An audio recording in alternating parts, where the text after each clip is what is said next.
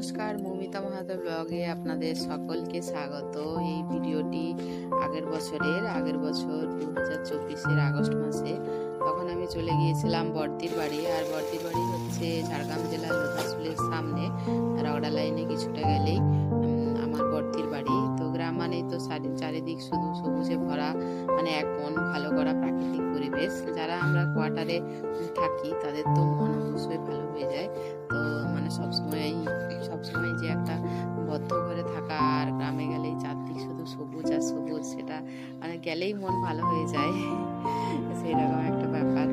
তো দিদি বাড়ির কিছুটা দূরে একটা জমিনের উপর একটা সোলার প্রজেক্ট হয়েছিল। তো সেই প্রজেক্টটা দেখার জন্যই আমি গিয়েছিলাম। আমরা সকাল সকাল উঠেই চলে যাচ্ছি, কারণ একটু পরে জামাইবাবু বাড়ি থেকে বেরিয়ে যাবেন নিজের কাজের জন্য। তো আমাদের ওই ফাঁকা সময়ে আমাদের দেখানোর জন্য নিয়ে গেল।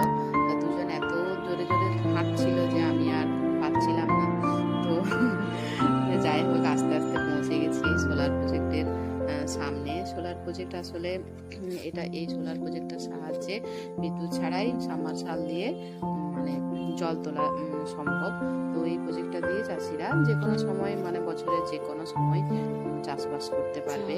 সবজি মানে যে কোনো চাষই হবে, ধান, সবজি, তার সঙ্গে মাছ চাষও হবে। সব রকম চাষি এই মানে চাষিরাই এই সোলার প্রজেক্ট থেকে লাইট জ্বলতেছিল না। প্রজেক্টটা আমার জামাইবাবুই তৈরি করেছে। জামাইবাবু সাবমার্শাল তৈরির পাশাপাশি কন্ট্রাক্টরেরও কিছু কিছু কাজ করেন। তো এই প্রজেক্টটা জামাইবাবুই পেয়েছিল, মানে পুরো প্রজেক্টটাই জামাইবাবু করেছে। তো জামাইবাবু আমাদের একটু বুঝিয়ে বলে দিচ্ছিল যে এই প্রজেক্টটার থেকে চাষিরা কি উপকার, মানে চাষিদের কি উপকার হবে, কতটা উপকার হবে। এবং এই যে লাইটও জ্বলছিল, ওটার থেকে একটা মানে রাত্রিবেলা লাইটও চলবে, সেটা জামাইবাবু দেখিয়ে দিচ্ছিল আমাদেরকে। আর এই যে এগুলো হচ্ছে কি ভার্মি কম্পোস্ট বলে, ভার্মি কম্পোস্ট বলেছিল। এগুলো হচ্ছে হাঁসরা খায়, হাঁসরা খেলে খুব তাড়াতাড়ি মানে ওরা মানে সুস্থ সবলভাবে তাড়াতাড়ি বেড়ে ওঠে।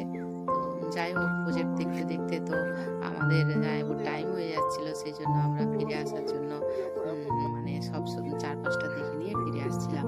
তো সবজি তো হয়েছে, তার সাথে কাশফুল, পুজোর আগে গিয়েছিলাম, তো অনেক কাশফুল ফুটেছিল। মানে প্রাকৃতিক পরিবেশটা খুবই সুন্দর ছিল।